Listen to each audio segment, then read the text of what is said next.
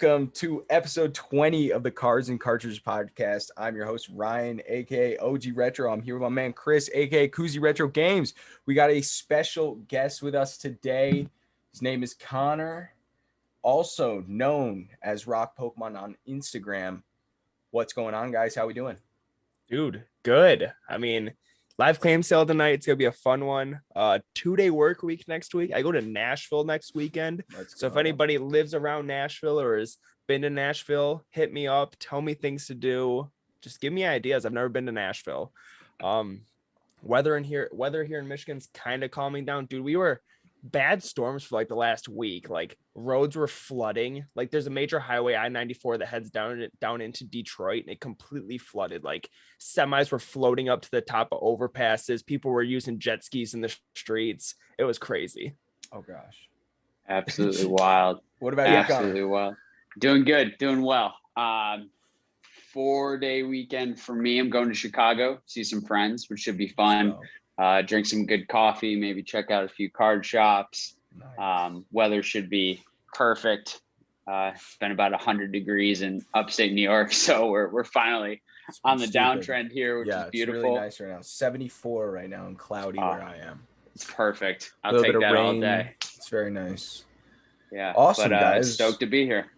Awesome. We have some good topics today. We're going to be asking our man Connor. He does these things called Market Monday. Number one, we're going to ask him about, how he's gotten to be where he is as Connor and as a collector and someone a part of this hobby. We're going to be talking about his Market Mondays, a segment he does here on Instagram and YouTube, where he talks about the current market and all sorts of things going on in the current market, really a variety of topics. And then also going to be talking about how gaming and cards kind of transcend generations. And we'll get into a bit more of what that means. We have a really good viewer question of the week as well. Koozie mentioned that to me before the podcast, before we started recording, and got me very excited. So stick around to the end of the episode for that. Guys, remember to hit that follow button if you're new here. Spotify, Apple Podcasts, all that jazz. Does leave a like, review. Does mean the world. Thank you. But on to the content. Koozie and Rock Pokemon Connor. Connor, tell us a little bit about yourself, bro. Sure. So my name's Connor. I'm from Rochester, upstate New York, not far from Ryan. 29. I work in the financial services industry, and I also do some work with startup companies on the side. I am a longtime collector of sports cards, sports memorabilia, Pokemon, Harry Potter, some different anime IPs, a couple other random things. Art, love art, and started my page and my YouTube really in order to build up some of the local community here in Rochester and connect with folks that, kind of maybe fly under the radar, but deserve to be, more in the forefront and grow in their own right and connect with other collectors here, especially in the Pokemon realm now that things have kind of heated up in the Pokemon world. And and then really just to bring some of my knowledge of financial markets and investing to a space that has had a lot of, I guess, attention on it as far as like the money and investing aspect, and trying to help people just like not make bad decisions with their money, try to protect them from themselves, kind of like I do with my clients. So that's me. Awesome, dude. That's a great answer. Number one. Kooz, do you have any questions right off the bat? I have a couple. So I guess you kind of already answered kind of why you started Market Mondays. How many episodes have you done now? About 9 or 10? I think I'm on 8. Yeah, 8. Like 8. So closing in. People they were telling me, man, you got to get in front of the camera. Like you gotta, because I would have conversations with people and they, YouTubers that I know, other content creators, and they were just kind of pushing me to like, not necessarily just get my face out there, but at least get some words out there. So decided to just give it a go. Kind of started with the no face whiteboard videos. And then, I went on a live stream with PokeGal, and I've been on another podcast as well. So I decided it was time to show my face and kind of bring more of that personal connection to my page. So yeah, we're about 2 months into that. It's been Awesome. super fun. Have had really great feedback, which is super encouraging for me, because sometimes I think a lot about the episodes and almost overthink them. And sometimes I just hit record and see what comes out. No edits, no nothing, just trying to, bring the truth bombs, right? That's what we do here. Yeah, we don't edit. absolutely. I think we're all in a space where we can speak super truthfully about this hobby, which is super important, especially for new people entering. So Yeah, that's what gets me jazzed up. so about the market I guess the overall market conditions right now. I would say probably 2 months ago, we were at an all-time high for Pokemon. It was insane. And I would say now, and I think you've said in a recent Market Monday, we've come off that and we're in a little bit of a downturn, which is normal markets and all that stuff.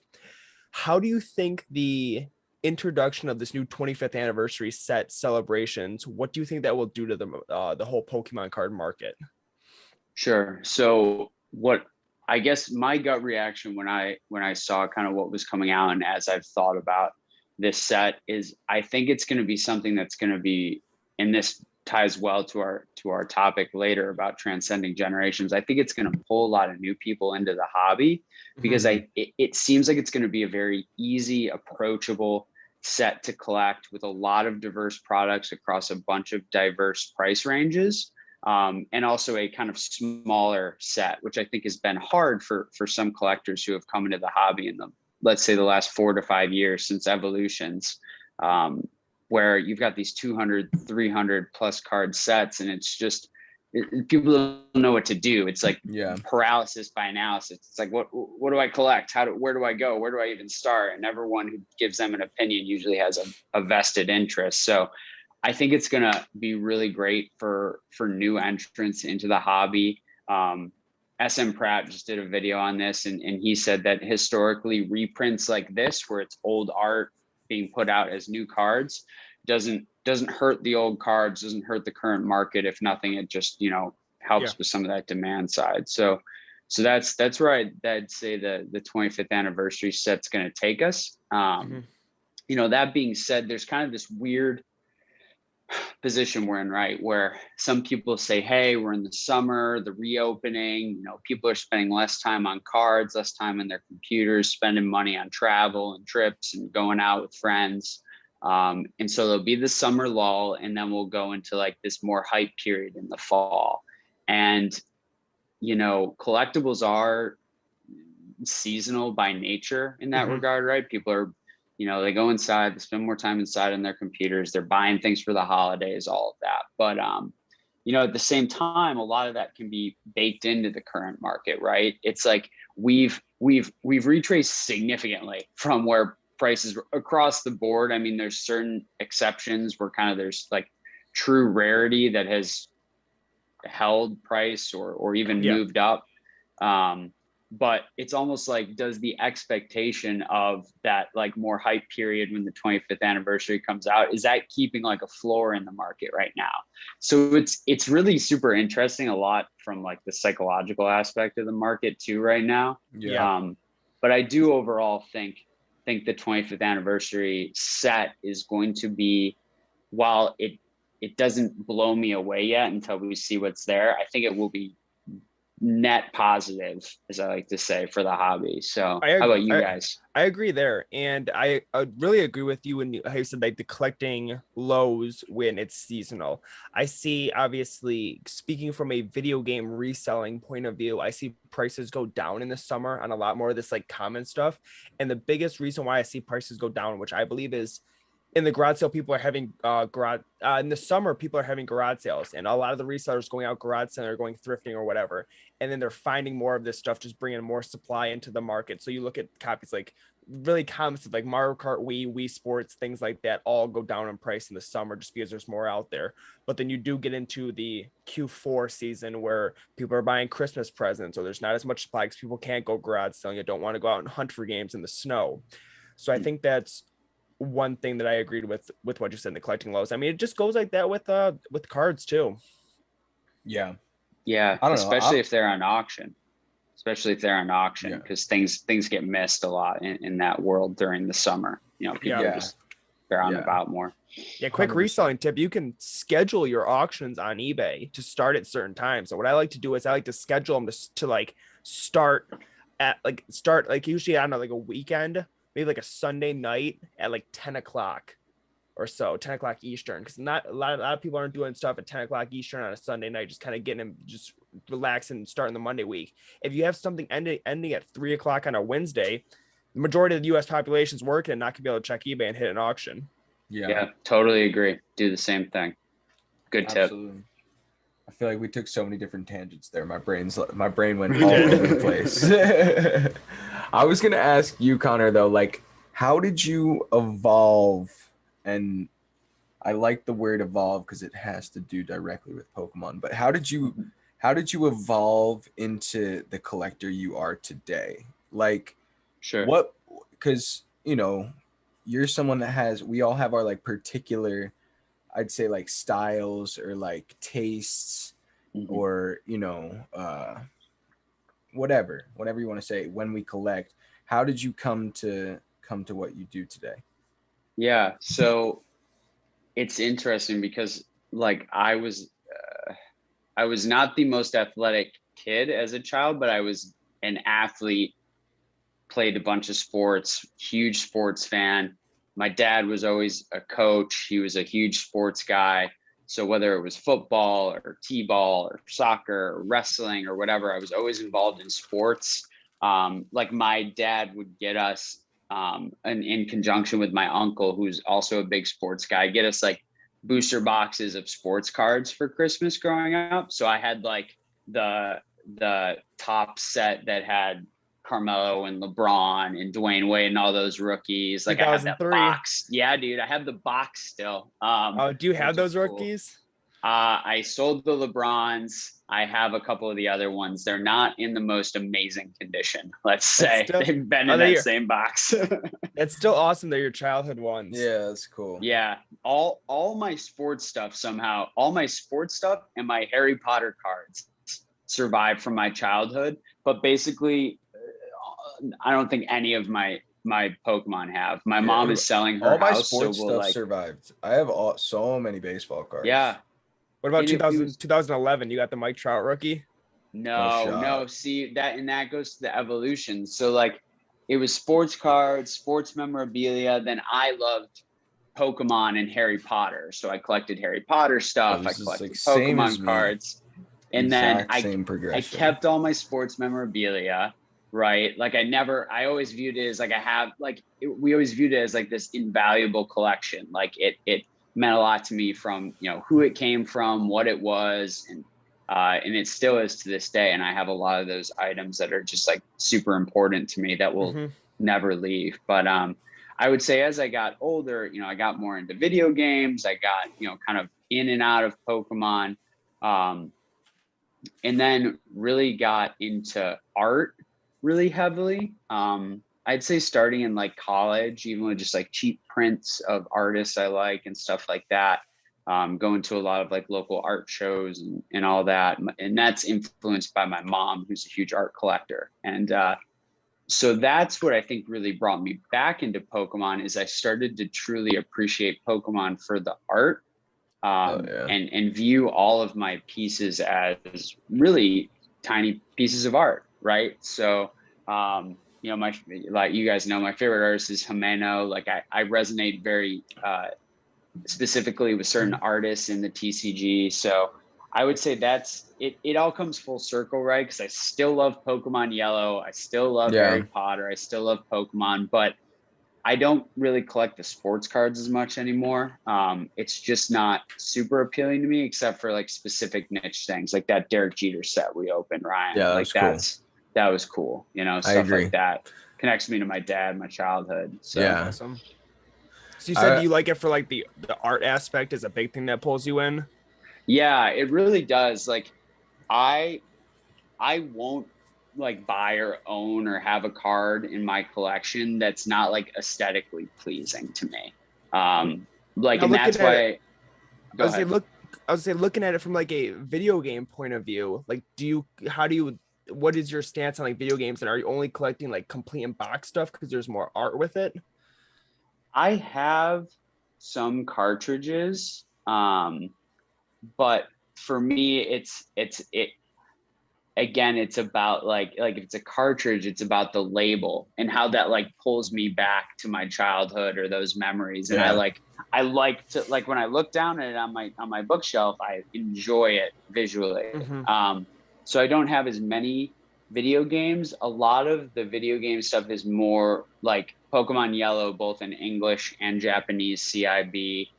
I have like Japanese Snap because I thought it was really cool. Like some of that stuff that's kind of newer to my collection is really like for that nostalgia's sake. I mean, they're great to look at, but not as much. Like, I'm not a loose cartridge guy. Like, it's not like a big thing for me to collect those. Definitely like box art I like is definitely a draw.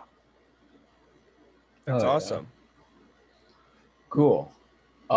Did you have any other questions, Kuzi, in like that realm? Not really. I think those were some great high level questions, just kind of getting his thoughts on what he does in his Market Mondays and just kind of how and where he came from as a collector. Cool. Let's talk about how Pokemon and gaming transcend generations. And I'll explain a little bit.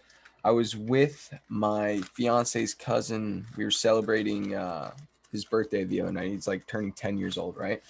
And so we're all in our 20s. So this kid's 10.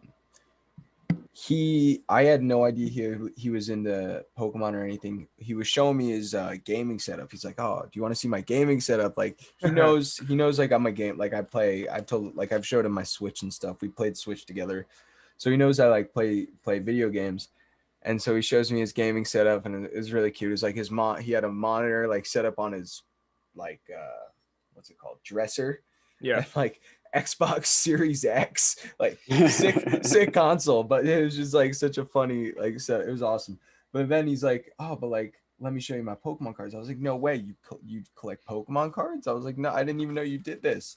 He's like, "Yeah." I was like, "Dude, I collect Pokemon cards." He's like, "What?" So confused. I'm like, yeah. Let me see what you got, buddy. So this 26-year-old loser I call a cousin exactly. collecting Pokemon cards. Yeah. Nah, he's cool. He's like, but he ended up having a beat to crap Dark Charizard Hollow, Japanese Dark Charizard Hollow.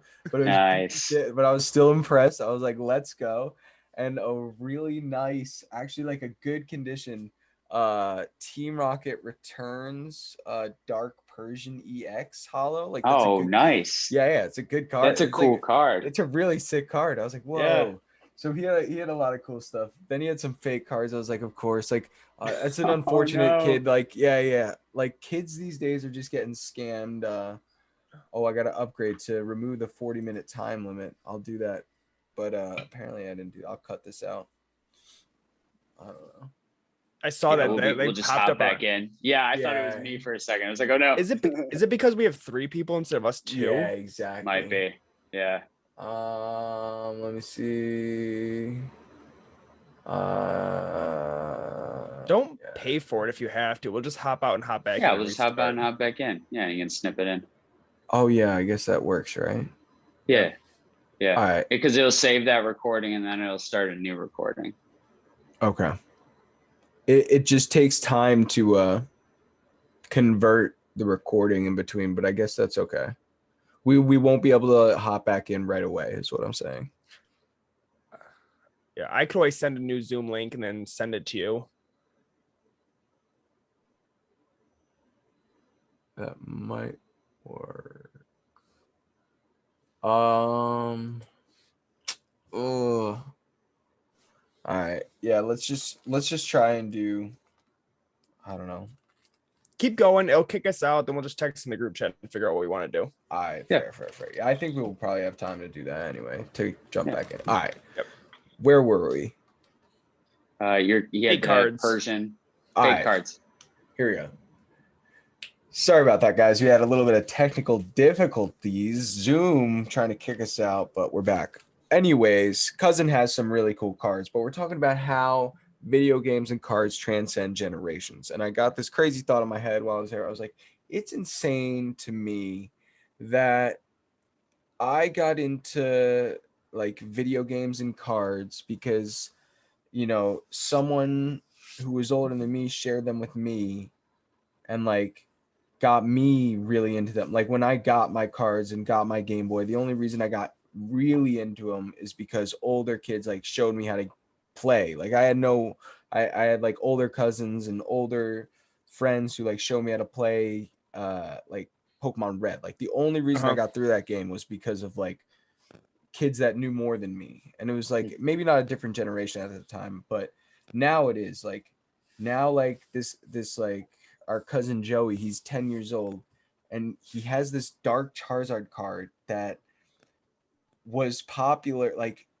kids that were 10 years old 20 years ago. Where did when he that get card, that from? Was it a he hand-me-down? I guess he said he traded for it to some kid, so I guess maybe some kid had it from a hand me down. But yeah, it's like it was just crazy to think that he had this card so this kid's 10 years old and 20 years He's ago holding a card that's 2 to 3 times as old as he is, and he loves exactly, it. bro. And he loves it, and it's so cool. And like it's like the prize centerpiece, and it's sleeved, even though it's a shitty card, it's like sleeved to the top loader. I'm like, yo, this is so cool, bro. And it's like it just made me think like there aren't many hobbies that so consistently can just go between generation. Like, and I don't know, do you guys have any cool like experiences with that, like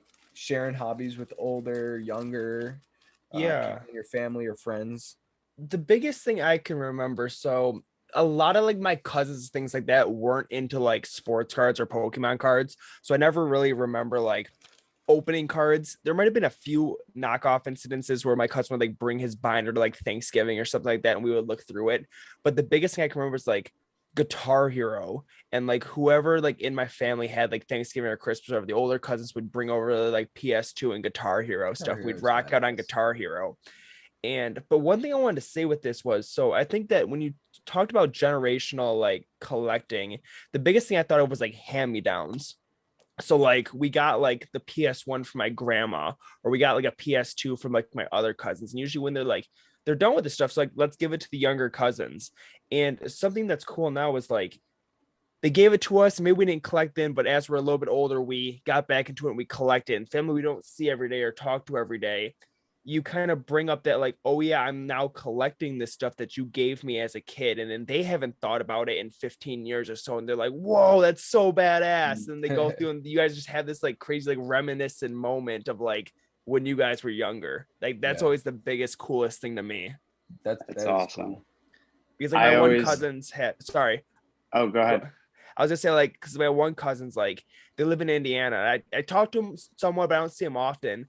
And like he texted me the other day and he's like, dude, like I remember like you collect video games, like all my Saturn stuff still sitting in my dad's garage. And he like went like sent me a picture like of his Saturn stuff when he was a kid. And I was like, one, that's cool that you had a Saturn as a kid, and two, it's even cooler that you still have it. Yeah, and three, can I buy it off of you? Yeah. And three, let me get that.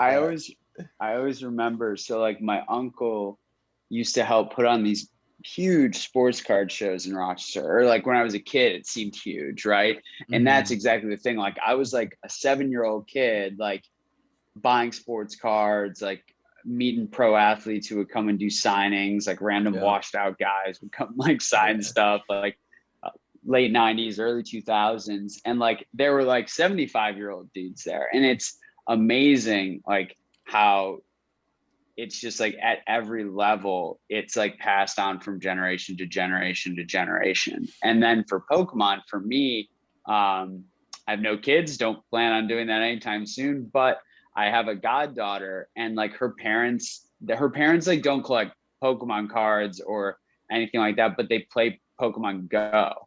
and they cool. like got back into it. And I was down there visiting, and we were like walking the kid and the dog playing Pokemon Go. And like the wife, like my buddy's wife, the mother of my goddaughter, like loves like Eevee and Evolution. So I'm like sending her like the new stuff that's come out and like the That's Evolutions awesome. cards, and like, and I know like that daughter, like, because there's like Pokemon in that family, I'll be like getting her stuff because I like get her. I It's just gonna like to get happen. her gifts. It's She's gonna like get hooked on the inevitable. cards. Yeah. Yeah, Eevee plushes for days, and then she'll be That's so hooked. awesome. I So think it speaks so much to how like this IP is so strong and has that's what I was just gonna like say.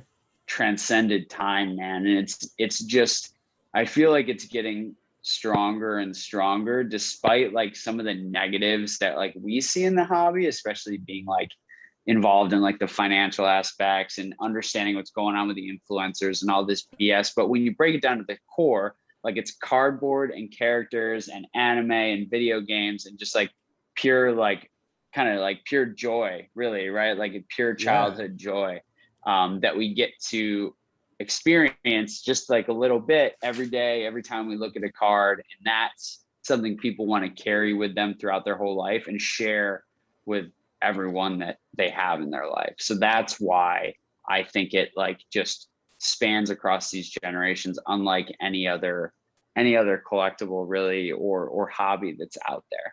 And that's awesome that you put it that way. And like, as we get older and we understand markets and financial standpoints, we do have the like nostalgia, like to this stuff. We enjoy playing it. If it's video games, we enjoy the art of it for cartridges or cards. But then there's also that financial aspect of it where you know this stuff has money and you try to put your knowledge to like, okay, what has the potential to go up in value, or even like doing what like Ryan and I do, like buying lots, keeping what we want for our collection, reselling what we don't, like building our collections for free. So the fact that there's like an investment and a financial standpoint too is just that much better. Yeah, and that comes like twofold, right? Like one, you can learn to be like a good seller and progress the hobby forward by not gouging people and being fair and being kind and giving people good deals and just like being a good business person while still doing okay for yourself. And then there's like the other aspect of it for a lot of people of like being able to create something generational from a wealth standpoint, even if it's just like a small part of their overall asset pool, like being able to like think that there's something you can pass on to your kids that has value that they can both appreciate, but like it can be part of like a nest egg for them for the future is cool. We probably won't ever see a boom like we have now. We're probably way pulled forward from what we really should be on the prices of a lot of these things. But if it can trend from here a little bit down, but maybe with inflation over time, it gives people a really cool tool to pass on wealth to their kids. I think that's a good point.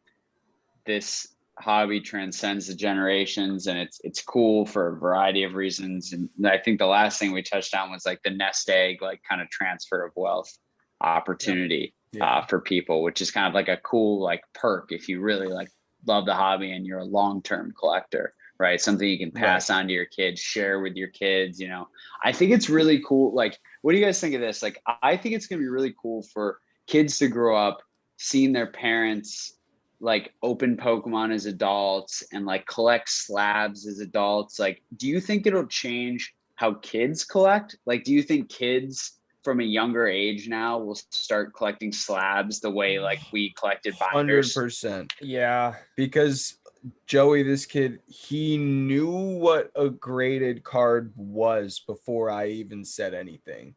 And I was super shocked because this is someone that clearly is just kind of casual. I feel like a lot of kids are kind of casual about Pokemon these days.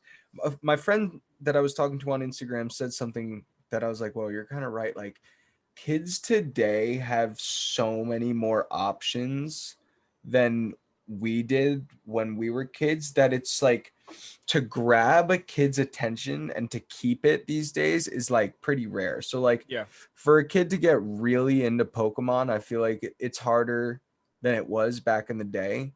But besides that,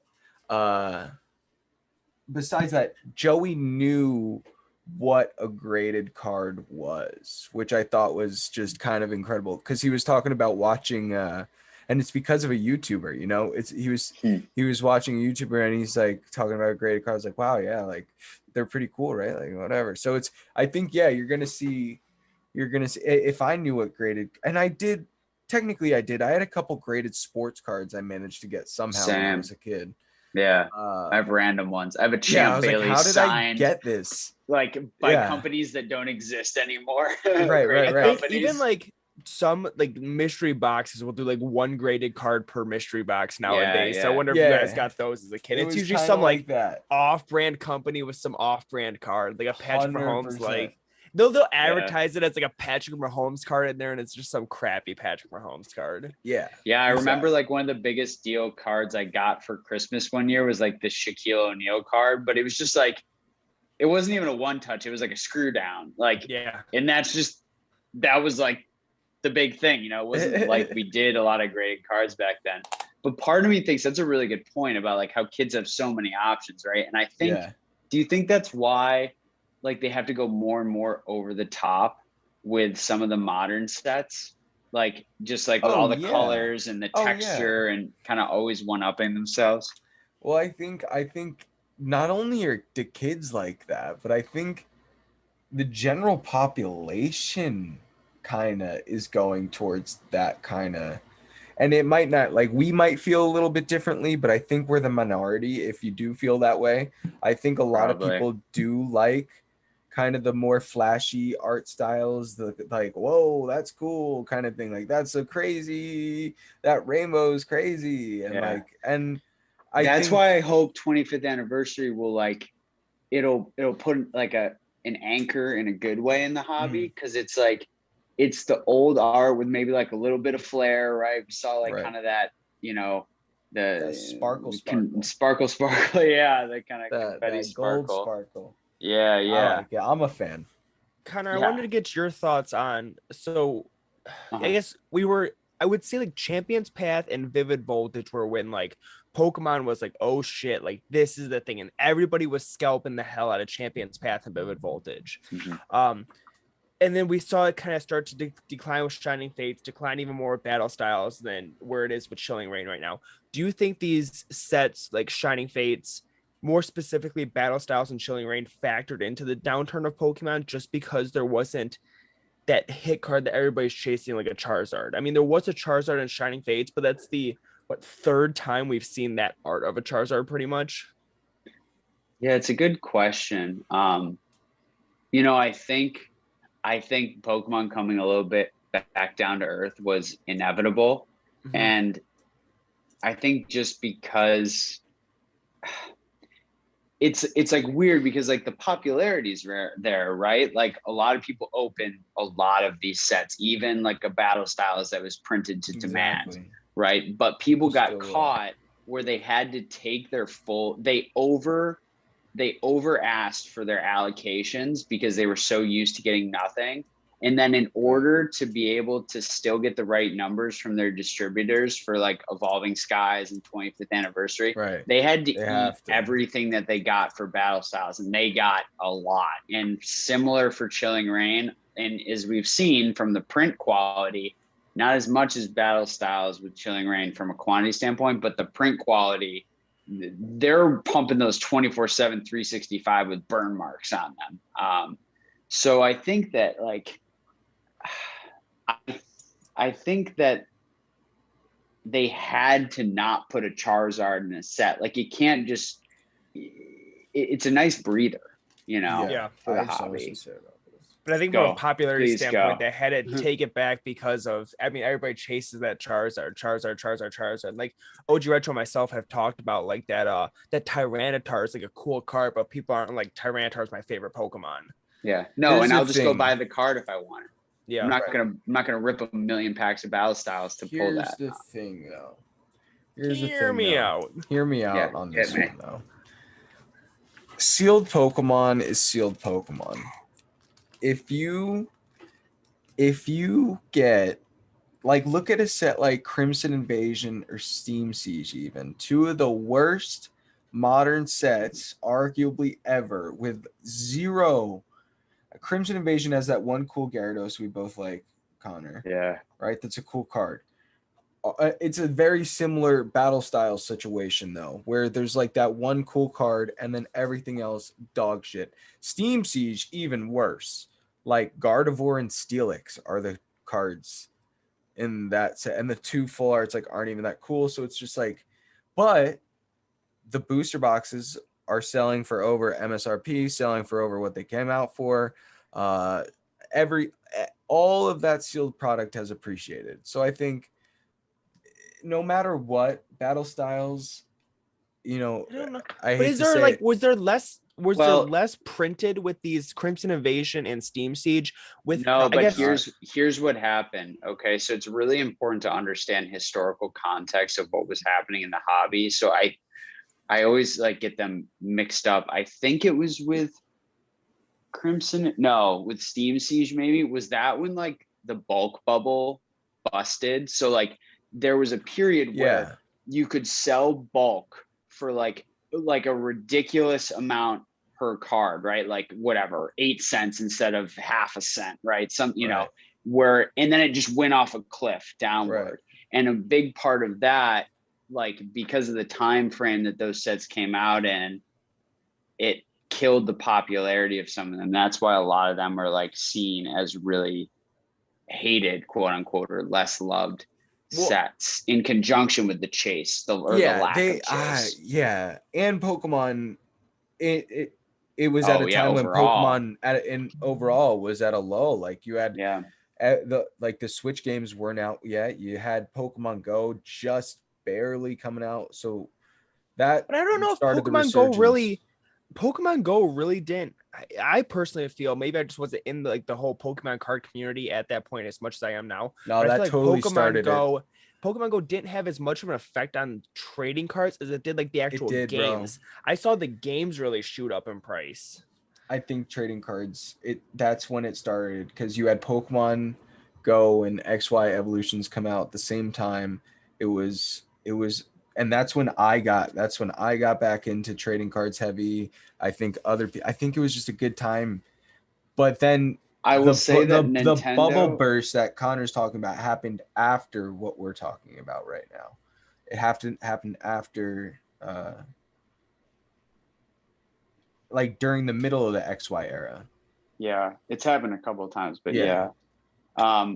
But I will say though, to your point, Ryan, like Nintendo and subsequently the Pokemon company underneath is very smart and very strategic about what they do.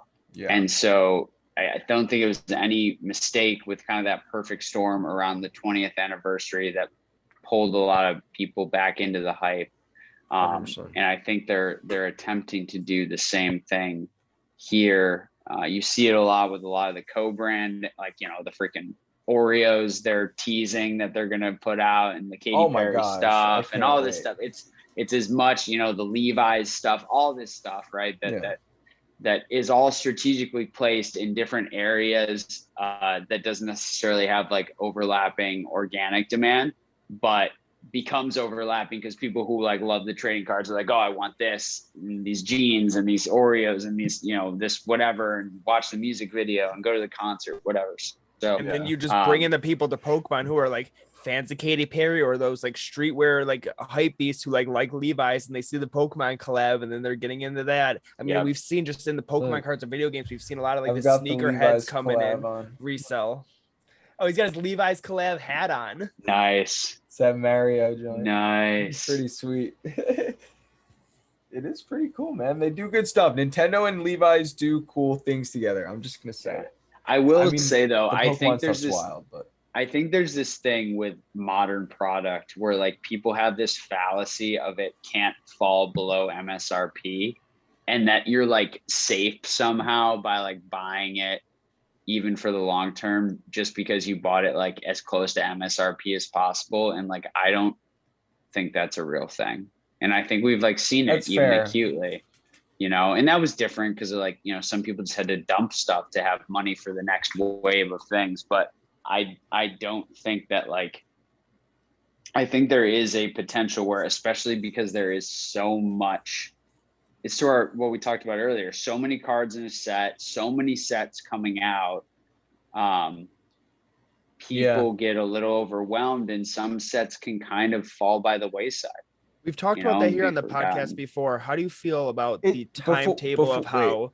Before you go into that, though, I just want to say, and I'm sorry to interrupt, but like Chilling Reign, the newest set, the cards are still like, there are so many like above $50 cards, but so many above $20 cards. Like the secondary market on this newest set is pretty wild. Is it just because it's new though?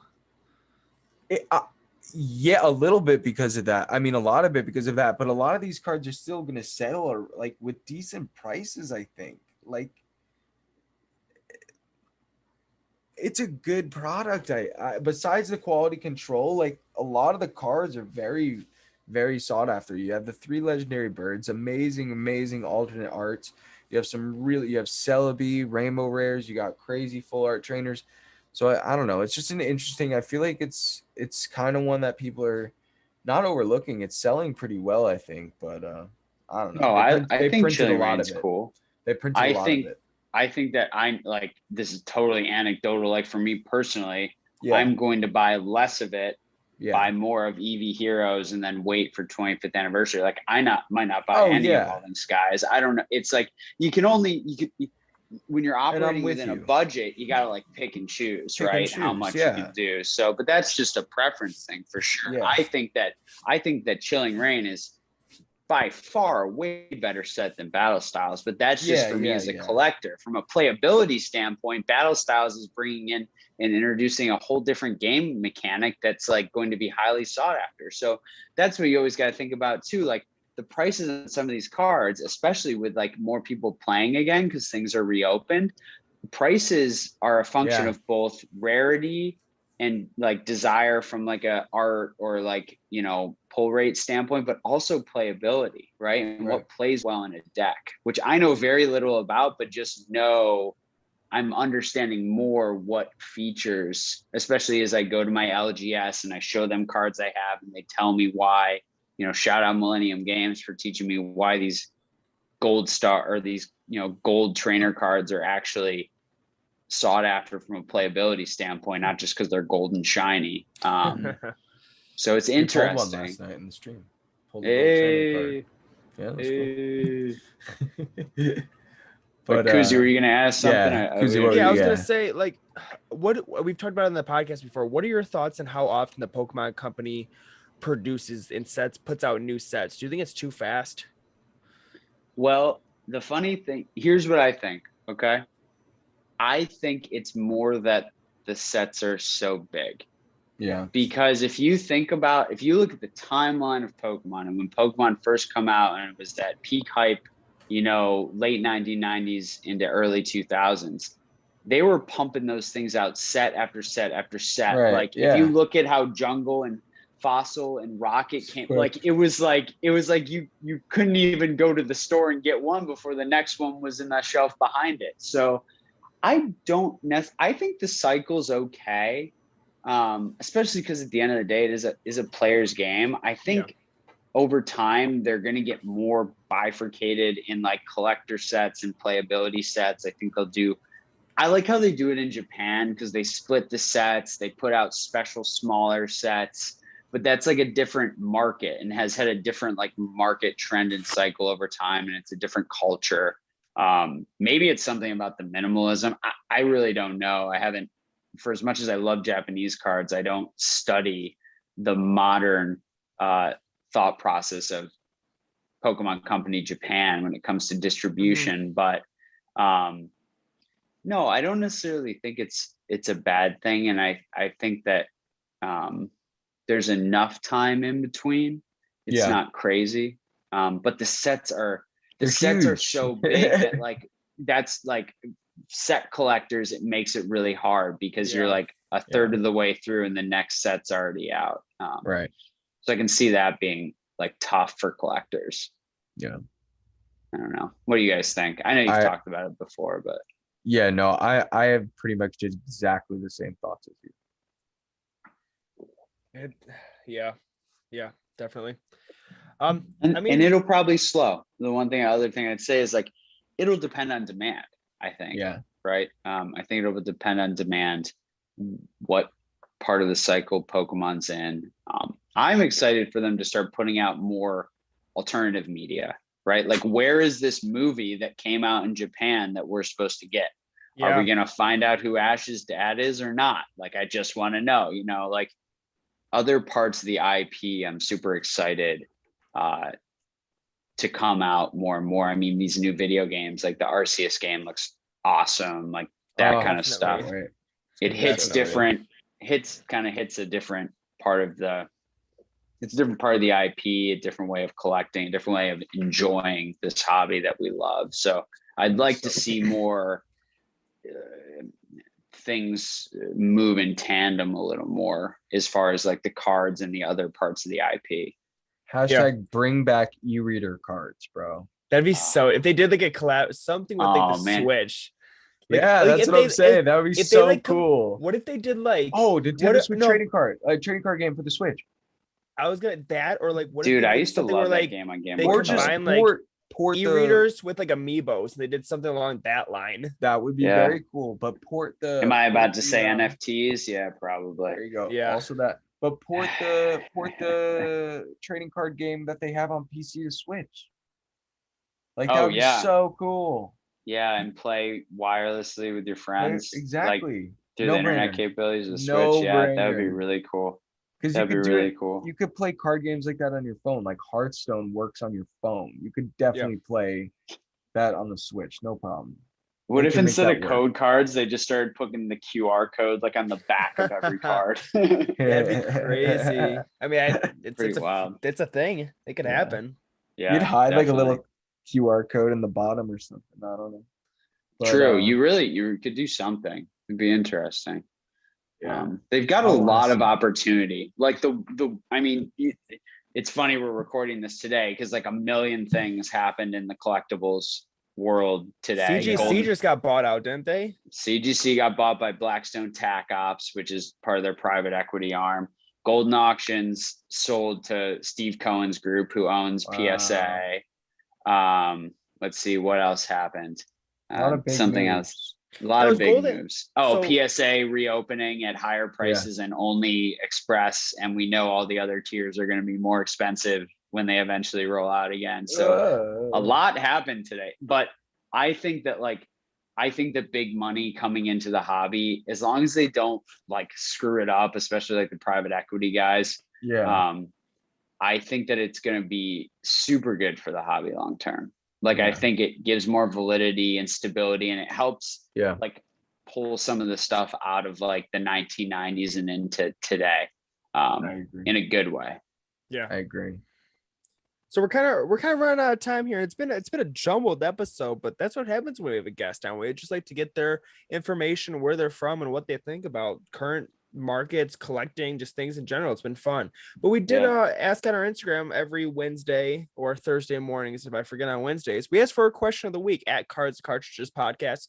Feel free to shoot us a question there, anything about cards or cartridges, for a chance to be featured on that week's episode. We got a great question from our boy Nino Dalton 2. Nino Dalton 2 asks, what's the Pokemon team you take with you in real life? Ooh. Six Pokemans. Who's going first? Man. I wrote down, so I was prepared because I saw the question early. So I guess I can go first, give you guys a minute to think. All right, I'll go last. All right. First one that came to mind, no idea why, but I think he's just a badass, would be Blaziken. I feel like Blaziken would just mess some people up. I was going to say, that's like a bodyguard, bro. That's like a permanent bodyguard. Blaziken, badass. I agree. One of my favorite water Pokemon, because I kind of thought about like, I need somebody to like fly. I kind of got the different moves in my mind. I picked one from each person. So for my water Pokemon, I went with Wailord. I feel like Wailord's also just a badass Pokemon. That would be cool. Going for my flying type, I picked Latios. Okay. All right, that's good. I'd go with Latios. Rock, I went with Onyx. I loved Onyx is cool. I loved catching on, or you couldn't even catch Onyx in the games. Didn't you have to like use something to evolve? Or No, am I you totally caught wrong? Onyx. You're totally You could- wrong. Yeah. Kuzi's showing his flying colors Tried. again. I You tried. could catch him in Tried. Rock Tunnel or in Rock Tunnel, any baby. of the There's a lot of caves. places Yeah. you can catch Onyx.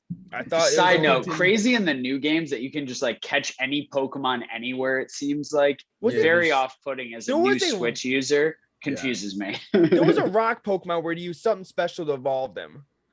Was it Geodude? Well, okay, so you have to trade Graveler That's to get what it was. to evolve into Golem.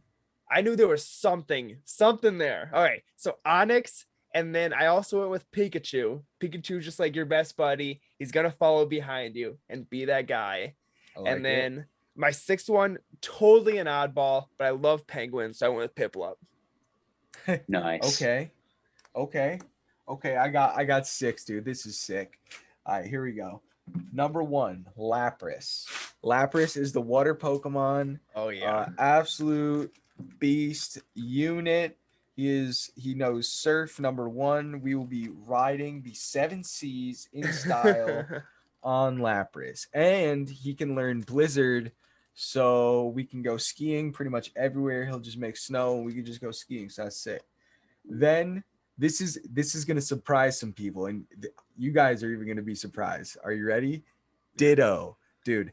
Ditto would be the second That's a good choice for a one. Pokemon in real life. Oh, Connor's got Ditto on his. And see, but here's the reason, dude. He could just turn into anything. I could just copy anything. Ditto can just do anything. I like it. Ditto is a very convenient Pokemon to have in real life.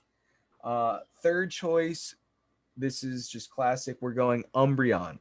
Umbreon is another just easy choice here. Cute Pokemon, but also a little sinister. Could probably like make it turn into nighttime. We could go to sleep quicker or something. That'd Go be to sleep cool. quicker. Yeah, it's good.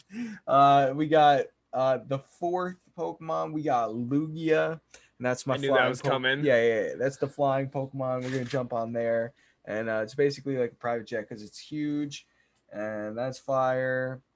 And it could probably it could start tornadoes and stuff, which I don't know if that'd be beneficial, but it's cool. We got Mew, not Mewtwo, just Mew. And that is because Mewtwo's a little too rambunctious, a little too out there, a little too off the cusp, over the edge, off the meds. And so Mew will be the nice middle ground there, and that's a nice psychic Pokemon. Then lastly, when I want to go really fast on land and want to like stun on land, kind of like riding a horse or something, we're going Arcanine. Arcanine for the land Pokemon. Trailblazer, can run really fast, and we can just go across lands. Love it. There we go. Love Team it. of 6.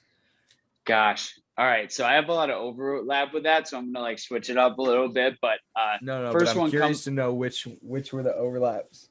Okay, I'll try to. We'll see how it goes. So Machamp, because number 1, he's your bodyguard. 2, we That's would smart. work out together. Be Right. super fun.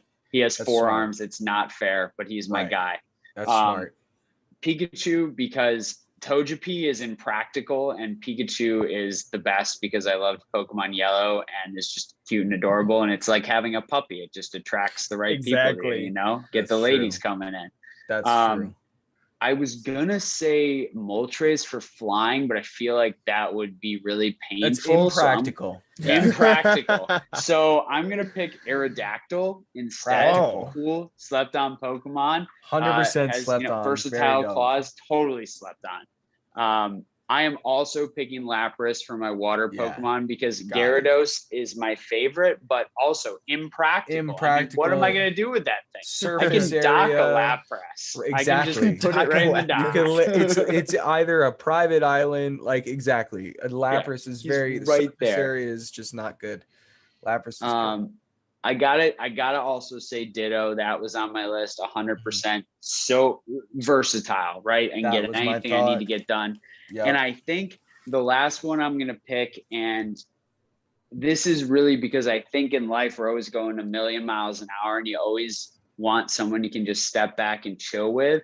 I'm gonna pick Slow King. No, because I feel like he would just be chilling. sit with me and chill. My Ooh, two maybe honorable Hypno, mentions. too. Down. My two honorable Hypno mentions guy. were Snorlax, just because he's kind of like that chill dude. And you could take a nap on him anywhere you Yeah. wanted. And then like Gengar. Gengar's just like Ooh, that yes. badass. Just yes. I was Gengar worried would he be might dope. scare people away, so I didn't pick him. But Yeah. I love Gengar. Oh, Yeah, Gengar's huge. I love all these. Oh, I love man, I'm trying to Pokemon think. so What's a much. good honorable mention? I feel like Hypno, when you said the other one that would just Hypno chill with weirds you. me out. Yeah, It's Hypno good- could every- just hypnotize you. Oh, you could, dude, Smeargle, you could just have a painting buddy. If you had Smeargle, you could just do art with him. That'd be Oh, cool. it's so true. There's a couple. Fan would be really fun to travel on because he's just a 100%, unit. just a roll. Yeah. There's a couple of really good ones. Like some of the ice Pokemon you can make like roll like ice skate hockey rinks, Delibird maybe. There's some Such a good Gen 1, ones. Gen 2 guy. I'm so Oh, bad at 100%. remembering all these Pokemon. Yeah. God, there's so many good ones. There's Some so many good good ones. Well, Yeah. hey, that was a great question, Nino Dalton. Oh, what a great question. Shout out to that guy. Shout out Nino. I love it, man. Well, Rock Pokemon, where can we find you on Instagram and YouTube? All right. It's easy. It's Rock Pokemon. That's ROC as in Rochester, not as in rock like the thing in the ground. ROC Pokemon, Instagram, YouTube. Look for videos every Monday, Market Mondays, where I try to help you guys not make bad decisions. And yeah, really appreciate you guys having me. This was super fun. I know I can be a talker, so real quick, we went a lot of directions, Connor, but I think people like it. Yes, sir. Connor, as a financial guru, would it be a smart financial decision to come to the OG Retro and Kuzik Retro Games claim sale and spend your money with us? Absolutely, because these guys are fair. They're trustworthy. They give you great deals. I love it. Shameless plug. And 5% off if you pay with crypto, I hear. That's true. 5% off if you pay with crypto. Guys, thank you so much for listening. Once again, this was episode 20, and to many more, the Cards and Cartridges podcast.